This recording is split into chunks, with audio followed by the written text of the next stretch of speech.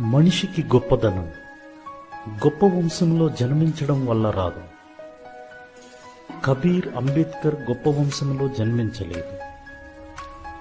అందచందాల వల్ల రాదు.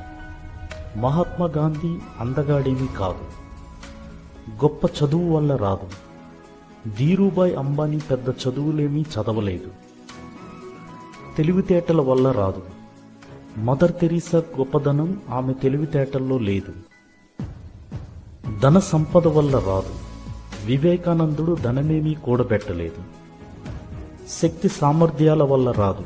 అశోకుడు తన భుజబలం వల్ల గొప్పవాడు కాలేదు. తోటి ప్రాణికి చేతనైనంత ఎక్కువ మేలు చేయగలిగిన వారే నిజమైన గొప్పవాళ్ళు.